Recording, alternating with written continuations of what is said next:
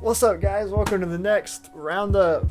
February. What a month, right? What a crazy month. I'm recording this on the 9th of February. I'm 9 days into the month presently as I'm speaking, and I'm already calling the entire month crazy. That should tell you how good for music this is. Bro, we have so many banging albums. Not even 2 weeks into this. First off, I listened to the new Flume single, Say Nothing. This was not that good though, to be fair. Radio Flume has always been a thing. Sometimes it sucks, other times it's kind of wonderful. This was simply one of the sucky times. There was some interesting kind of skittishness going on. Kind of felt like a dangerous rift in time and space was like shifting around and opening. Like when it kicks into the chorus and the drums just kind of pop out. It's pretty cool, but not much else about the song. The song stood out in my eyes. Like by Flume standards, this production is kind of tame, and the hook isn't really catchy at all. It's not even like that much of a bop. And then after that, we had the one. Black Country New Road Ants from Up There. A year after their already stunning, daring, risky, bold debut album comes a full-on reinvention of this band's musicianship. This album is for the Track X fans, bro. If your favorite tune off the first one was Track X, they thought of you when they made this one, man. Ants from Up There is full of warmer, quieter tones that aren't afraid to straight up teeter the line of fucking silence, yet they very much are afraid to explode into bouts of mayhem like they used to so gleefully on the first record. Each time this album gets louder and more explosive, it's almost like a really sudden, unexpected thrill, and there's always a remarkably clever level of precision no matter how much mayhem is happening. It cannot be understated how careful every measure, every progression in these songs is. Like, few bands managed to execute the sprawling, long-form rock epic quite as well as the New Roaders, bro. And on several occasions, they deliver that in spades with some of these tracks that are a bit lengthier, but the smaller moments don't fail to leave an impression too. Ants is well and truly an immaculate fucking album from start to finish. I am loving it more and more on every listen. There's so much to comb through, so many beautiful melodies and so many haunting lines and vocal refrains from Isaac Wood. God, I can't wait to see where they go now that he's left the band, but his contributions to the band cannot be understated. They're really, really significant. Some favorite spots on this record include the shimmering piano on Haldern, the eerie and hopeful opening minute to Concord, the almost Disney-esque string sections of Chaos Space Marine, the vocals and horns alike exploding tremendously on the place they inserted the blade. Incredibly harrowing and forlorn saxophone passages appear on Mark's theme, which are gorgeous on their own, but after learning the context of that song, thanks to my boy Benny, that song makes me tear up every single time. It is truly a gorgeous, gorgeous moment. And of course, I gotta mention, the record's ending song is one of the most monumentally fulfilling finishes to an album I have heard in fucking years. Oh my Christ. I've got nothing but applause for this record. I think it is masterful.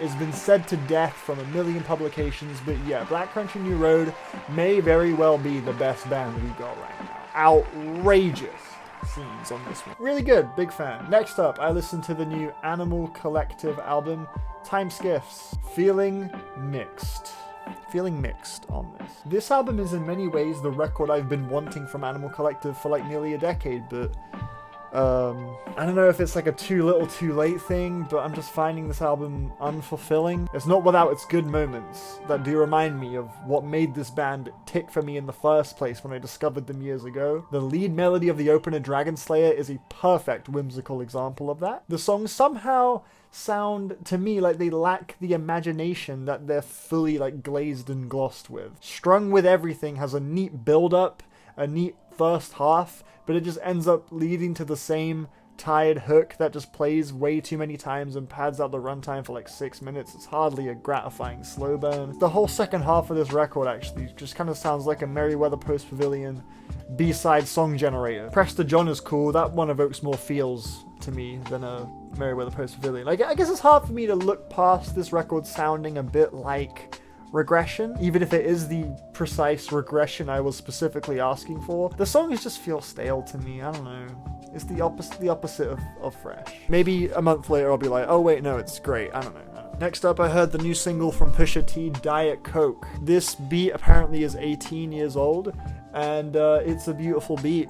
I'm glad he used it. I'm glad he resurfaced it. Produced by Kanye and 88 Keys. It's a very simple, straightforward loop with a nice, catchy bounce to it. It's pretty hard to, it's hard to scoff at this. Pusha's rapping wonderfully on here. He sounds brilliant. He's got loads of conviction, loads of charisma, as usual. Is this the peak of Pusha T's rapping ability? Not really, but that's fine. Pusha T on a midday is like any other rapper on their best day. And he's not even on a midday on this song. He's still doing great. It's an incredibly bare bones and simple song, but I think that's why it hits. It's so effective in its simplicity. That's the reason I think I like it so much. Saba, Few Good Things. In a lot of ways, this kind of feels like the inverse thematically to what he was going for with Care For Me. On Care For Me, it kind of sounded like we were hearing him through his process of coping with everything he's lost. And here he's kind of on the other side of that, acknowledging that he's lost a lot, he's won a lot, but at what cost? What good things are left to celebrate? And he's trying to find those things, and he's questioning every sincere smile he finds himself having. So it's a cautious record, but a grateful one. And I think that gives it a nice, warm atmosphere. Bucket List Project definitely has its moments of warmth. But this album feels more like a hug that's disguised as a jump scare, but really wants to be a hug. I don't know if that makes any sense. Plenty of great highlights here. The production really branches out a bit. Fearmonger, that straight up sounds like a tune from Awaken My Love. Like peak, Prince D'Angelo, and he kills it. The way he fucks with his voice on that song as well as Come My Way is really nice. And Survivor's Guilt, when he started rapping at the beginning of that song, I was like, is that even fucking Saba? The gruffness on his voice, I've never heard him sound like that. It was lovely. The way the beat blossoms and opens up in the second half of One Way is really cool. That trio finale of songs at the end as well is actually perfect. There's really not many songs at all here that I would say I don't like. I feel like I enjoy most every song here. I think it's a great album. I suppose if I were to pick a least favorite song, I don't even fucking know, man. If I had $1, maybe, I don't know. It's still good. I guess this record could have maybe used a few more catchy moments. There weren't too many amazing hooks going on. The hooks that did pop in weren't that memorable a lot of the time, although the chanting on Survivor's Guilt is admittedly very catchy. I do love the menacing presence of Stop That as well. The wonky, crazy 808 placement on A Simpler Time is just beautifully jarring. It's another great, creative, wonderfully imaginative, and heartfelt batch of songs from Saba. Can't complain. Can't wait to see him live next month. Woohoo! I listened to Mitski's new record, Laurel Hell. On first listen, I thought this was just weak. The second listen though, I thought it was alright. Quite pleasant. Mitski generally though, not really my thing. But she is capable of making listenable and entertaining music, even to a more passive fan like myself. She's usually a pretty engaging and sharp songwriter with some emotive and vivid imagery in her word choices, but personally her singing voice, and in my opinion her unimaginative production choices, rarely ever excite me like that. I don't see her as someone trying to dazzle her audience with her voice necessarily, but her singing performances, they're still kind of soothing, often very understated in how honest they come across.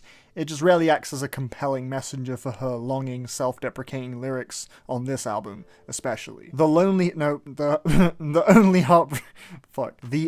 heartbreaker, Love Me More, and That's Our Lamp are my favorites on this album. I think the presentation of those songs are a bit more striking, up-tempo, and that engages me a lot more than the typical Mitski balladry. Overall, yeah, I'm sure this is gonna please the fans. I think it's a fine, generally pretty inoffensive album, It's nice, it's pleasant, I can appreciate it, but my favorite work of hers still remains that debut, man. Bury Me and Make Our Creep, bro. That shit kind of fire. This new one, yeah, it's cool. It's whatever. I ain't mad at it, but yeah. I'm not getting hype over this. It's alright. Next up, we got that young KO DFTK, a lightning fast, cloudy trap record from one of Young Thug's disciples from the Young Stoner Life little label collective thing he's got going on. I won't lie, it hurts me so much to say that this album kind of loses steam for me in its second half. I can't front, but maybe my attention span has just been caught lacking recently. I don't know. But as of right now, my verdict on this record is that it's really fun and incredibly chaotic, but it's just kind of front loaded for me. The first song is the best song. There's no way we're arguing that. That first track is outrageously dope. The pizzicato strings on Everything New are marvelously bouncy. KO's flows, they fly at you so violently. Even at his most sentimental, he is an astoundingly striking performer. Tons of promise with this guy, given that he's only 18 years old. The production here is explosive, loads of switch ups going on. I guess the second half feels like tamer by comparison, and the mix on the track, no sense. In my opinion, is just appalling. A remix would have made that one pop a lot more for me personally. The beat on a Kiko, yeah, that sounded cheap as free. That should probably cost it like $20. You could probably buy a beat like that for $20. It doesn't have the consistency I'm looking for this album, but I did have a good time overall. And that tune with Yeat, come on fam, fire. Next up, I listened to the new Big Thief record, Dragon, New Warm Mountain, I Believe in You. Now look, I don't want to be too hasty with the big claims, but yeah, bruh, this album, oh man, this album, it's massive, it's huge.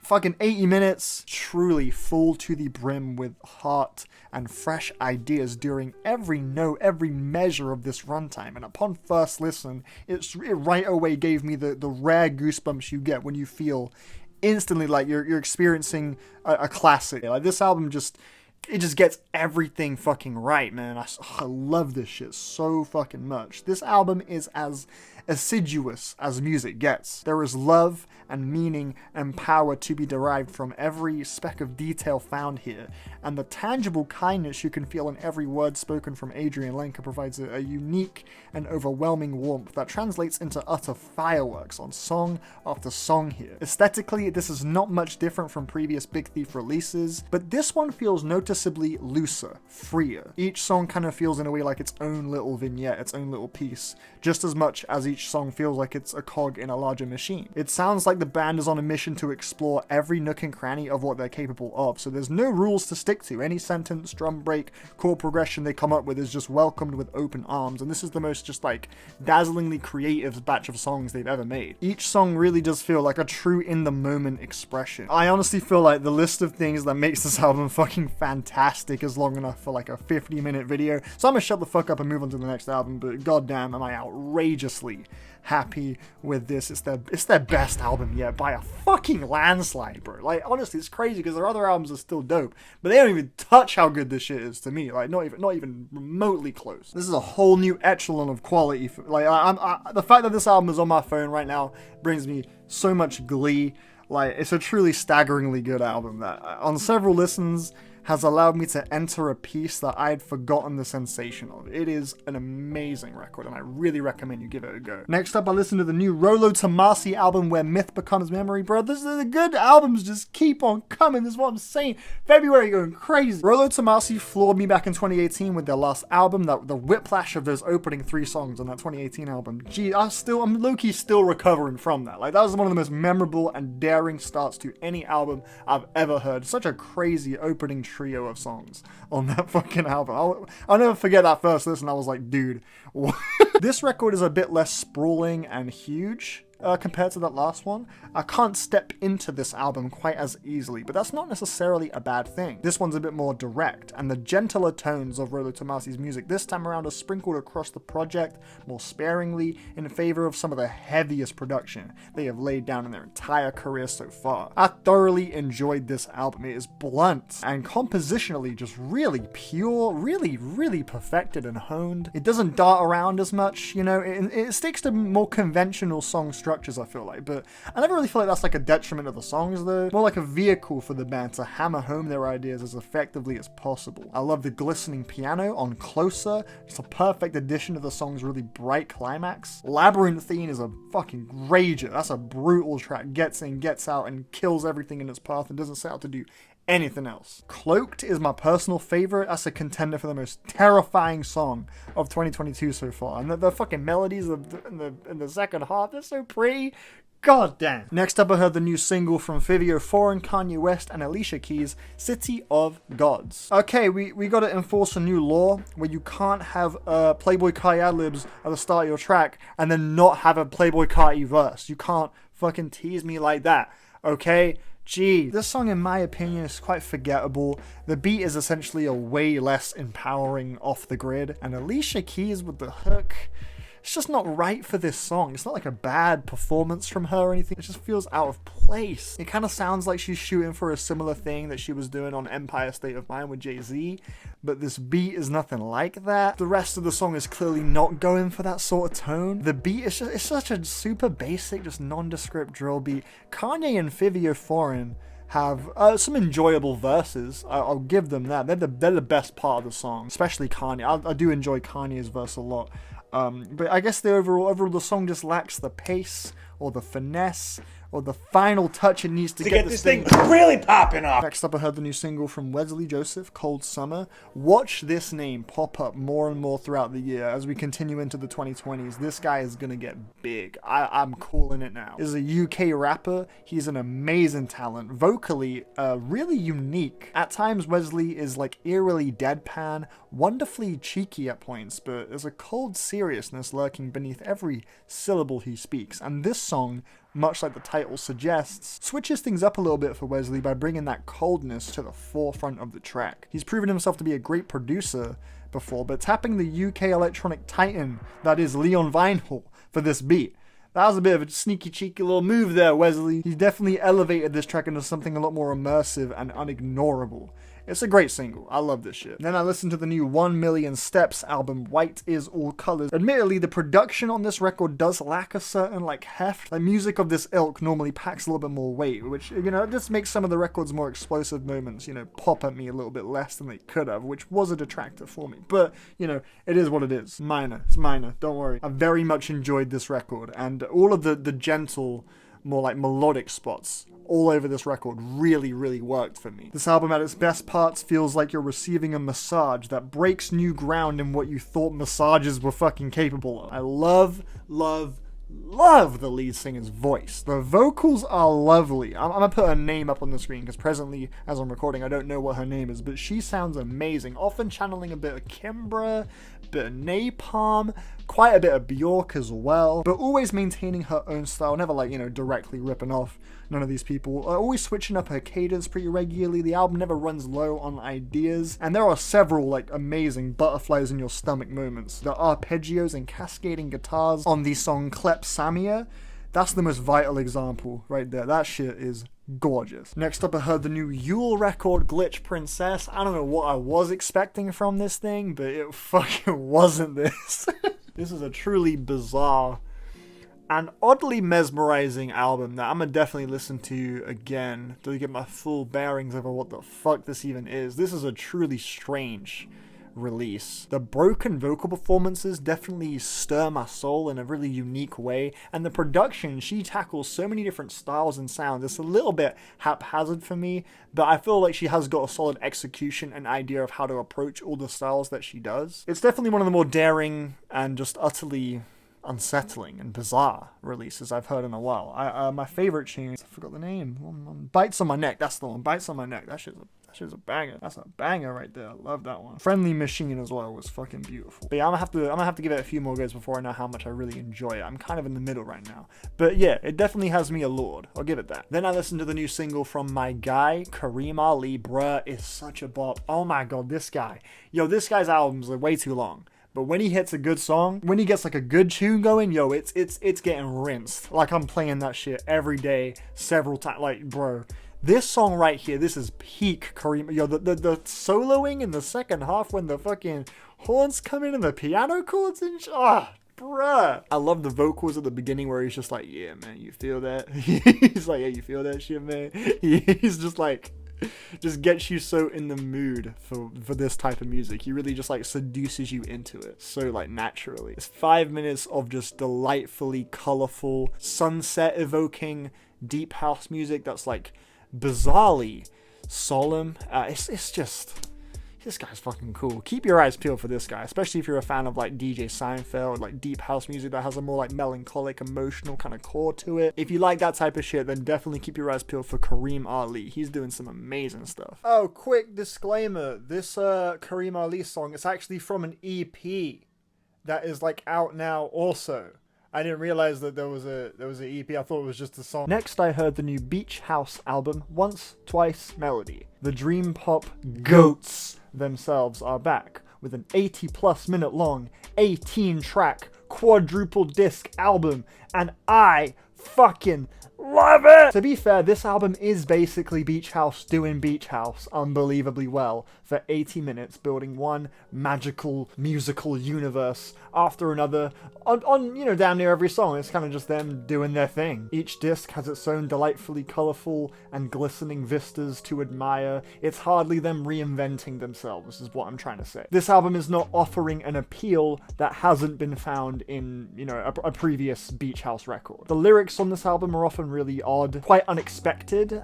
They managed to paint a lot of wacky images in my head, which to me coincides quite nicely with the very wondrous and mystical tone I get from the music here. There's so much I could get into, but to be honest, you know what? Considering that it's just like one amazing dream pop song after another, like, look, it's literally, I'm gonna just like, I think the most effective way for me to review this album in this video is to just list off some really sick moments. Here we go. The incredible goosebumps-inducing guitar plucks on the post-chorus of Another Go Round. S tier. There's this whimsical harp playing throughout Pink Funeral that I fucking love. Whenever it comes on, it feels like I'm taking a miniature shower, but the shower isn't dropping water, it's dropping stars. Over and Over got Crescendo of the Year secured, bro. Sunset is the single most flawless song to wake up to. Finale bursts on with these synths that feel like you're finally arriving at Disneyland after you've been running for hours to get there. Only You Know has my favorite drum loop on the record. Sirius, the David Bowie hero scene from Perks of Being a Wallflower energy going on there. Also on that same song, the go, go, go, go, go, go, go, go, that little cool down after that huge bright it is such a beautiful sun-kissed synth explosion around the halfway point. It's just such a fulfilling progression to go from that to that softer vocal bit. Superstar has got best guitar tone of the year secured. New Romance has got best wall of washy wacky synth layers of the year secured. I could go on forever. Look, I fucking love this album. This is a top 3 Beach House album. You heard it here first. This is top 3 in their discography. Let's go. Beach House.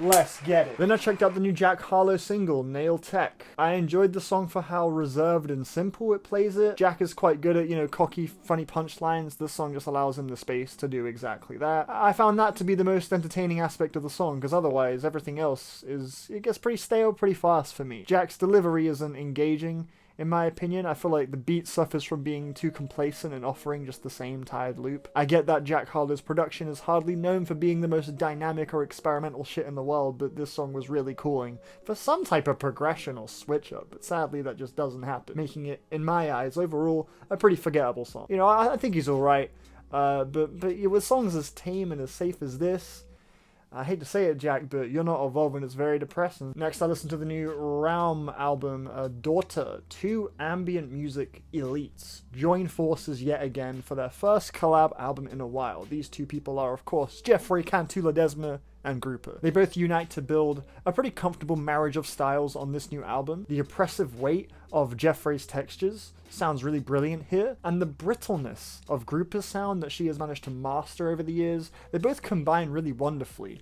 Beneath the walls of really eerie and indiscernible melodies you can hear on this record, underneath it all are just these tiny, prickly, gentle little crackles, the sounds of footsteps, stuff like that. These gentle reminders of the fragility that always lies beneath the surface of something seemingly impenetrable. It can create for a pretty thick and inescapable atmosphere that I'm very happy to just soak in for a long period of time. Compositionally, I wouldn't say this album has the most striking or, you know, unexpected bag of tricks in the world, but I can't think of the last time I found it this effortless to just dive in and just get comfortable in an album's world. The piano work is especially good on this one, always sounding very distant, but impossible to ignore at the same time. Wonderfully haunting stuff. Then I checked out 2 Sampha tracks that came out on streaming. These are 2 songs that were previously only available on the Japanese CD version of Sampha's 2017 debut album, Process. So those songs have been out there, they've existed for a while, but they've just like been officially released, you know, everywhere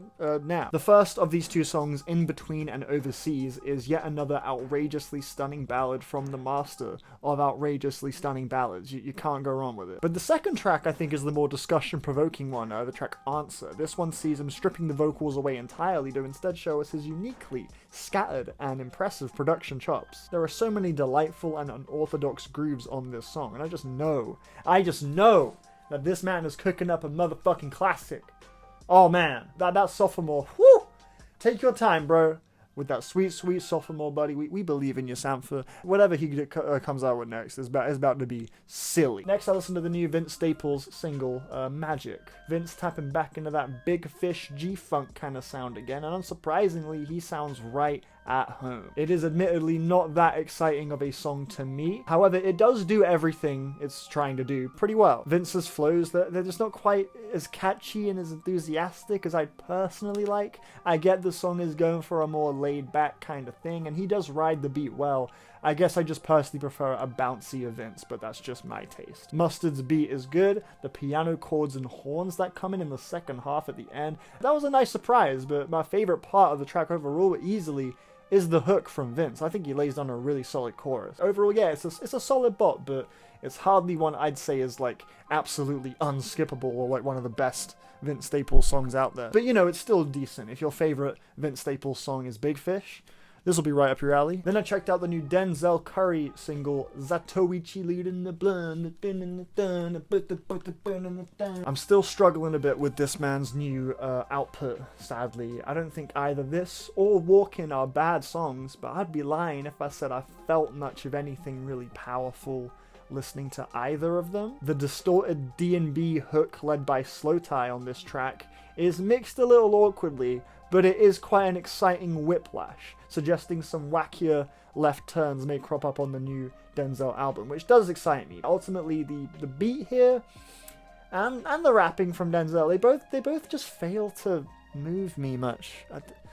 Denzel's flow on this track gets so tired, it's really dull. The whole fucking time is it's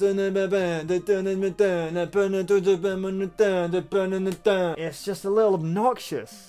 And the shit punchlines are still plentiful here. What was that one he said? It was like the I'm agitating like Bruce Wayne breaking. I'm aggravating like Bane breaking Bruce Wayne's spine or some shit like that. So what? Why are we talking about that? What the fuck? The instrumental is also just generally a little too busy and cluttered to really knock as much as it wants to. It has got like a bounce to it. I do find this a bit more exciting to listen to than Walkin', so there is that. Yeah, it's fine. It's alright. Next, I listened to the new Caroline album, self-titled Caroline. This album is genuinely strange as fuck. I find it really riveting, though. I can't seem to stop thinking about this album. It has, bar none, some of the best, most eye-widening crescendos I have heard in yonks. Quite regularly, this album will throw structure completely out of the window and deviate into something really formless and haunting. I think they pull that off really well. It never manages to stop the music from sounding pleasant and welcoming, though, which is really rare. You know, normally when a record gets experimental, crazy, glitchy, weird, whatever, and just starts becoming formless and just abandoning groove and rhythm, it becomes kind of harsh and hard to get into. But this album manages to at all times maintain a really like comfortable and inviting atmosphere, which is really interesting. The opening track is a perfect seductive lure into the world of this album. I love that guitar riff and how it escalates and builds with those vocals later on. I want it all. Beautiful moment right there. It's a world that never stops showing new sides of itself to you as the album goes on. It's a legitimately really fascinating piece of music, a really impressive body of work for a debut, and I'm very much enjoying it right now. I'm excited to continue living with it throughout the year.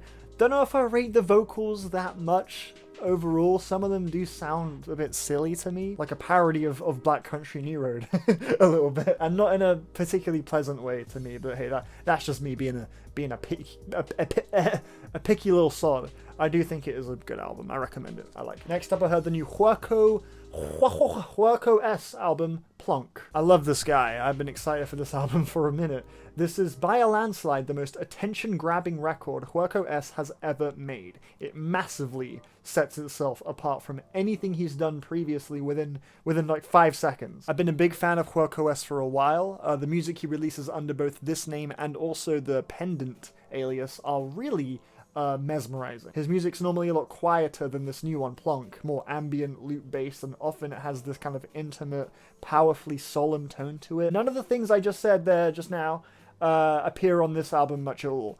In fact, this is more similar to something you'd hear from like Corliss or One of Tricks Point Never. Luckily for big man Huaco S, though, I'm a big fan of those two lads, so you got my attention, you got me happy. I had an easy time getting into this one. And to be fair, shades of what I'd come to expect from Huaco did pop up occasionally, subtly, like the way the reverb tails eerily come in and out of focus on track 2 is fascinating. Every time that track like breaks into silence and leaves space for the next like rush of textured noise to just smash onto the, like that shit.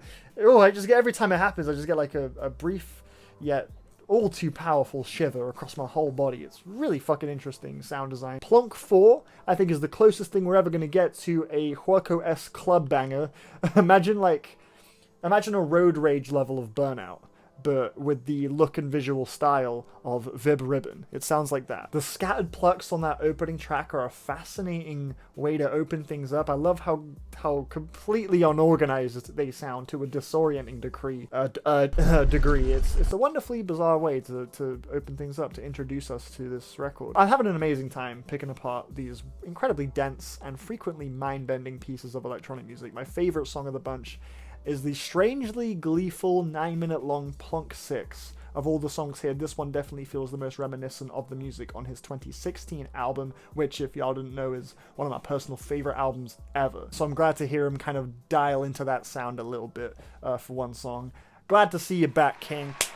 Welcome back, Huaco. We love you, pal. Next up, I heard the new EarthGang album, Ghetto Gods. This is the follow-up to their promising debut record, Mirrorland, an album that I think most people looked at and thought, yeah, it's alright. Pretty solid stuff. EarthGang are pretty neat. Go EarthGang. But weirdly enough, I thought, oh my god, this is utterly horrible. Still to this day, I'm not exactly sure why I found that album so hard to get into. I found it just annoying above anything else. So I wasn't necessarily hyped for a new album, you know. I figured I just figured they just weren't for me. But to be fair, this record was kind of just destined to be an improvement over Mirrorland, considering just how much I didn't enjoy Mirrorland. So, it's better. I like this one a bit more, you know. It was a given. But it is still, at the same time, in no way something I could care about listening to again. It's not without some neat spots. I think the Jid and J. Cole featured Water Boys. I thought that song was quite amusing. I like the hook. What's up, mate? What's up, mate? What's up, gang? What's up, gang? Getting this money. Jetson Maid laid down some nice moody vocal samples on the production for the track All Eyes on Me, which I did quite enjoy. The title track kicks things off with a lot of spirit. But yeah, I could give two shits about most of these tracks, unfortunately. Not that they're bad, they definitely weren't as aggravating to me as the material on Mirrorland. And I do think both members of EarthGang can be quite fun, animated performers, but their vision for what makes a banging hip-hop album simply doesn't align with my taste in hip-hop. Billy was nearly a fun song if the beat wasn't so fucking annoying. Just a tad too obnoxious for me. And it has the most random beat switch halfway through, like the most fucking out of nowhere beat switch of all time, which then ends up leading into the most underwhelming Future feature of all time, which is a shame because I do think normally Future kills it with his features, but not here. And the closing track, okay, I'm gonna take a minute. I'm going on a bit. Going on a bit with this album. Sorry, I'm rambling a little, but I need to just talk about this last fucking track. The closer has something that I shouldn't hate about it as much as I do. Oh my god, the kick drum loop, the main like drum loop, the kicks. I hate the fucking kicks so much. I hate how it's like trying to mimic like a soulful jazzy drum fill or something. Even though it's so obviously entirely comprised of like digitally mastered, glossy, rounded, splice pack kick drums, it sounds so distracting and just so fucking silly. I find it hilarious. Like, it's just horrid. I will say though, Ari Lennox fucking nailed that chorus. That hook, she annihilated that hook. Anyway, let me shut up. That's all I gotta say. Sorry guys.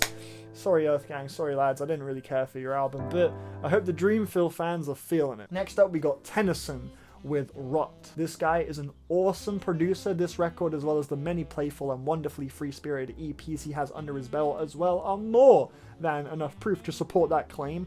Awesome producer indeed. However, an awesome singer, an awesome pop songwriter. The most striking aspect of this record is easily the beautifully realized eccentricity in each one of the instrumentals here. Like Doors, bro, like that beat is just fascinating. How do you even think of that? But the actual song craftsmanship here just doesn't really do it for me. The hooks just don't quite hit, in my opinion, and oftentimes I kind of just wish I was hearing just the beat by itself with no one singing on it. The vocals, like, often sounds like it's either too emotionless or like too awkwardly whiny or something. Like when his voice comes in on the song Leaves especially, it's like it just yanks out any life the song could have had going for it, like right away. Overall, I think at its best moments this album is quite cute, it's quite pleasant, but unfortunately it never reaches beyond that for me, sadly. Then I listened to the new Yeat album, Too Alive. This guy's been making the rounds in it. He's a bit of a goofball on fucking Instagram. I don't know what the fuck he's on about half the time, but it's funny. As an artist though, Yeat ticks all the boxes for me. I think he's really fun. His beats have a lot of cool, catchy melodies. The distortion and the production, it definitely hits. His vocal inflections are bizarrely catchy and fascinating, but 20 songs is in absolutely no way in hell necessary. Every fucking album he's made is like 20 plus songs. Why? You do not have 20 songs worth of ideas ever on any one of these. Why? Ugh. I think Yeat is definitely more of a singles artist, clearly. When he lands on a banger, it's a lot of fun. I really like it. He lands on about 8 or 9 bangers, I think, on this album, which is not a bad hit-to-miss ratio, you know, to be fair. But since there is a large plethora of other songs on this album outside of those 8 or 9, as a full listen, in my opinion, it's not that special, not that worth your time. In my personal opinion. But Yeat, you know, he's the it guy right now. So give it a try if you want. It's not bad. It's fun. I enjoy it. 6 out of 10. Next up, I got Blood Incantation with Time Wave Zero. It's a decent record to sleep to. Fuck, is that actually all I got? Is that all I got? Damn. I listened twice. I just didn't really feel much of anything. Every progression on the album feels like it should be making me feel something, but honestly, it sounds like an AI robot made this. I know ambient music does attempt to sort of enter the back of your mind as much as it does the forefront of your mind, but this one sounds like a machine watched the film Tron with no audio and decided to generate some music for the images it was seeing, and it ended up just sounding mostly empty, and rarely was it empty in like a mysterious or thought-provoking way. I did find the second portion, the EA portion, to be a bit stronger than the IO portion of the album. It's like divided into like 2 halves. There's like IO and EA. The EA one, the second half, I thought that one played around a bit more with the tempo and the sound design, just the general sound palette here across the whole album. It's a bit difficult for me to really get that emotionally invested in it. It just didn't really get me excited or that immersed, I guess. Next up, I heard the new Carmen Villain album, Only Love From Now On. The first song on this record is one of the coolest fucking songs I've heard all year. Oh my god. Truly hypnotizing drums on this track. It's the kind of thing you'd imagine like hardcore astrologer meditators listen to. It does an amazing job at lulling me into a calm yet eager headspace, as if I'm like excited and surprised by the calmness I'm feeling. The horn sections that perk up throughout this track are just violent enough to invoke the sensation of like a spirit coursing through my body, but also quiet enough for me to easily maintain that tranquil and calm headspace I was just talking about. It feels like it's politely ensuring me that I'm doing the right thing, on the right path. It's such a welcoming start to the experience. I really suggest you guys check out the first song on this album. Just close your eyes and let it wash over you. I find it a lovely, lovely experience every time. Like, if you asked me to tell you the length of that opening track right now off the top of my head, I'd have no idea. You could say it's 15 minutes or 3 minutes, and I believe you. Time doesn't exist when I hear that fucking first song. I think it's such a lovely track. And if you enjoy it, I got good news. The rest of the album ain't too bad either. Overall, yeah, it's decent. The title track for me is a close second favorite. It features some of the warmest, most all-encompassing and enveloping pads I have heard in fucking donkeys. Sounds like the musical equivalent to Flight. Silhouetta is an incredibly strange moment on the album. It sounds like it's entirely made out of the opening 2 seconds of about 5 different songs, just all looping and playing simultaneously for 6 minutes. It's an incredibly confusing track, but in a way that you can't like look away from it. It's like so bizarre. Subtle Bodies has some really fascinating drum work on it, so there is plenty to extract, you know, on here. There were some tracks that didn't really invoke as much out of me, but the ones that did get me thinking and feeling, they did so in a really profoundly unique and powerful way. And for that reason, I'd strongly recommend listening to this album. I think it's a challenging and inspiring piece of music that at all points feels as if it's reminding you that anything is possible. I could only see this thing growing on me from here. This is a standout. So there you have it. That's my roundup for February. Here's a little summary on the screen of all my favorites of the bunch, basically. Thank you very much for watching this video. I hope you had a good time and you've got some cool suggestions for some music to listen to. And feel free to leave a comment on how you feel and what your favorite stuff that came out this month was. I'd love to hear it. I'll be right there reading it. I'll be first in line. I'll have a little chat with you. Want to quickly just say as well, thank you for being patient with me. I've not been uploading as much as I wish I am. You know, I've been a bit slow.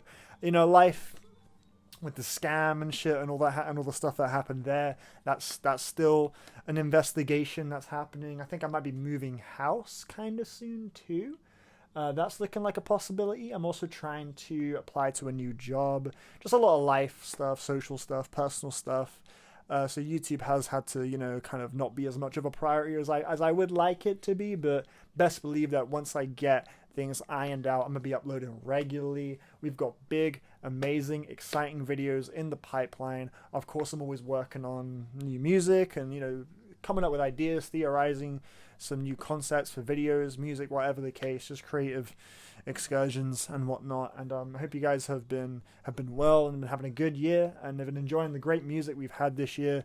And yeah, just wanted to let y'all know, give you a little brief update at the end of this video, as I'm sure that the people watching this or listening to me talk right now at the end of this video are probably the ones that regularly watch the channel. So I figured, yeah, I'll just like chuck this at the end. But yeah, I'll say again that I love y'all, and I hope you're doing well. I hope you're doing great, and I'll catch you guys on the next upload. Stay safe, take care of yourselves, stay hydrated, eat well, just continue being glorious, and I'll catch y'all soon, okay? See you later. Bye-bye.